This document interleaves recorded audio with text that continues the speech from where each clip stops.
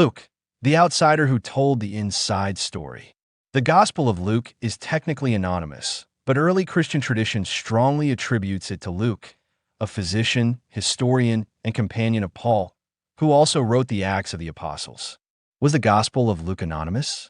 Yes, the text itself never names its author. Like the other Gospels, Luke begins without a signature or personal claim. However, early church tradition, from the 2nd century onward, consistently identifies Luke the physician as the author.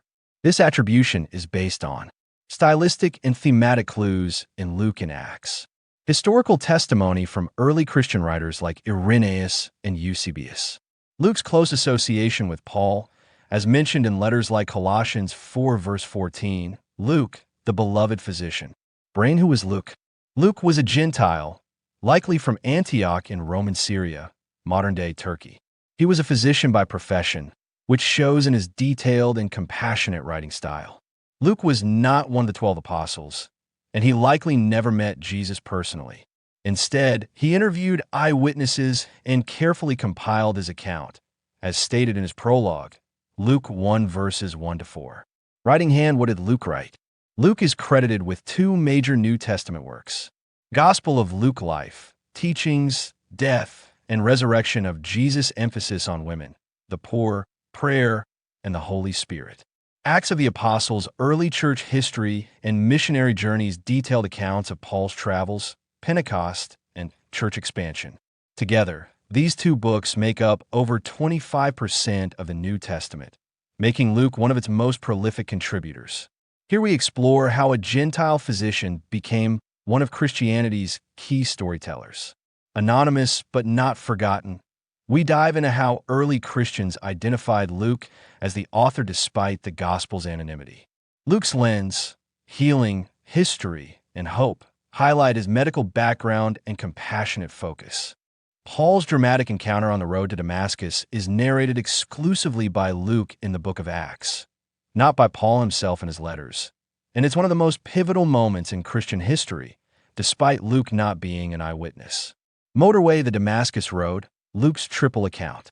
Luke tells the story of Paul's conversion 3 times in Acts, each with slightly different details.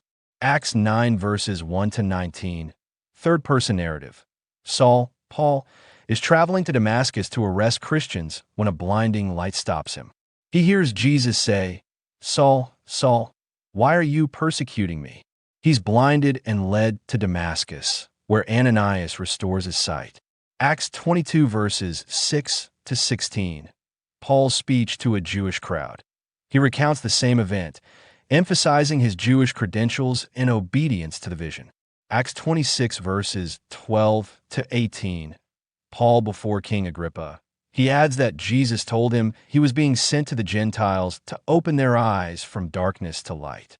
These versions differ in tone and detail, but all center on a divine interruption that transforms Saul the persecutor into Paul the apostle.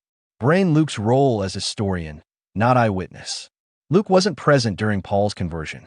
He likely joined Paul's journeys later, as suggested by the wee passages in Acts. His account is based on interviews, oral tradition, and Paul's own retellings, though Paul never describes the event directly in his letters. Luke's writing style in Acts is methodical and dramatic, shaped by his background as a physician and historian. Scroll Paul's letters, silent but suggestive. Paul never gives a full narrative of the Damascus event in his epistles, but he does refer to a divine revelation. Galatians 1 verses 11 to 12. I received the gospel by revelation from Jesus Christ. 1 Corinthians 15 verse 8.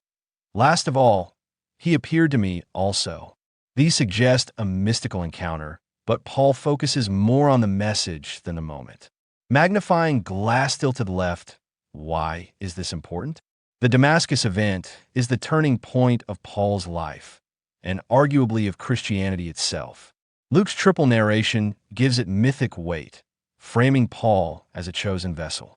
The absence of a direct account from Paul adds mystery, inviting reflection on how stories are shaped by community memory, not just personal testimony. Thanks for watching. Like and subscribe.